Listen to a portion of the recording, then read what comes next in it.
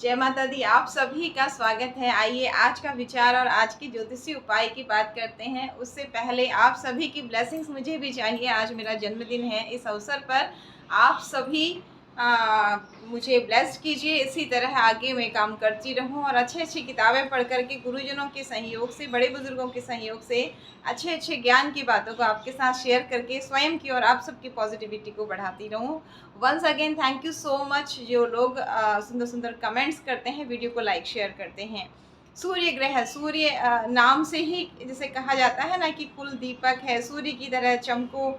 तो सूर्य का हमारी कुंडली में ग्रहों के राजा हैं, बहुत अधिक महत्व है, इसलिए सूर्य को बलवान जरूर करना चाहिए। ज्योतिषी उपाय की बात करेंगे। सबसे पहले रोज की तरह ही उगते हुए सूर्य के आगे खड़े हो जाइए। जब सूर्य चंद्रमा की तरह दिखते हैं, यानी कि एक लाल बॉल की तरह दिखते हैं, उनकी तरह किरणें नहीं निकल रही होती हैं, उस समय अगर एकटक होकर के आप कुछ मिनट के लिए सूर्य को देखते हैं तो आपके अंदर गजब का कॉन्फिडेंस बढ़ता है।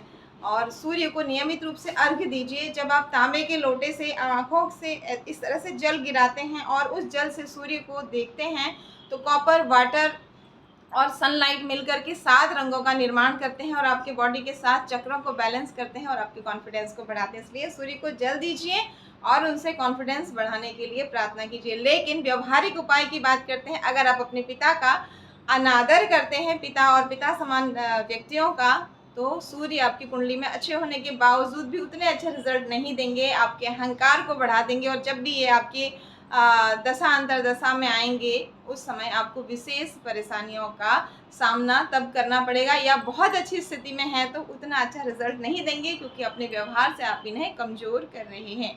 अगर कुपित हैं तो और अधिक पीड़ा ये देते हैं। तो इसलिए अगर कोई प्रॉब्लम है, आपके विचारों में मतभेद है, आप आदर नहीं दे पा रहे हैं, तो कम से कम कोशिश कीजिए कि उनका अनादर ना करें। आज की विचार की बात करते हैं। एक छोटी सी कहानी आपके साथ शेयर करते हैं। रविवार के दिन की कथा आपके साथ शेयर करते हैं। साथ ही एक बुढ़िया थी जिनका नियम था कि वो रोज सुबह जल्दी उठती थी और अपने घर को गौ के गोबर से लीपती थी, सूर्य को भोग लगाती थी, भगवान को भोग लगाती थी, उसके बाद भोजन करती थी। इस तरह से वो अपनी दुनिया में मगन रहती थी।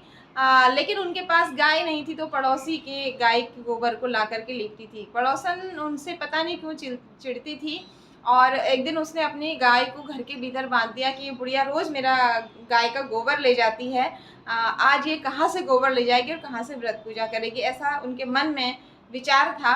और बुढ़िया उस दिन बेचारी गोबर न मिलने के कारण भूखी ही सो गई। रात में भगवान ने उसे दर्शन दिए और कहा, मैं तुम्हारी भक्ति से, तुम्हारे समर्पण से बहुत अधिक प्रसन्न हूँ और मैं तुम्हें एक बहुत अच्छी गाय देता हूँ। फिर भगवान ने बुढ़िया को एक गाय दे दी और उनके आंगन में उन्हें सुबह गाय दिखी तो वो बहुत खुश हुई।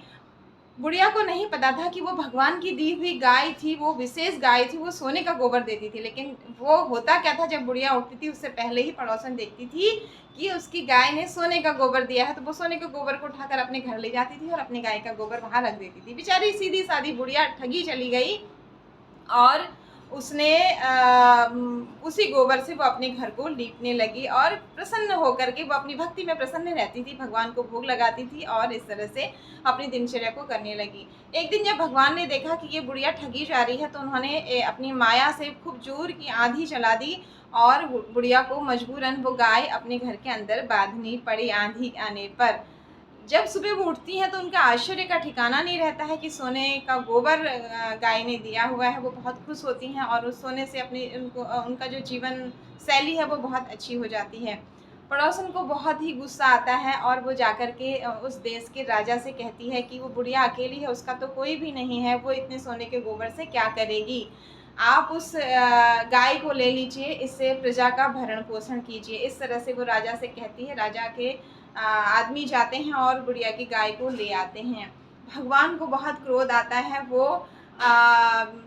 गाय ऐसा गोबर करती है कि राजा का पूरा महल भर जाता है गोबर से।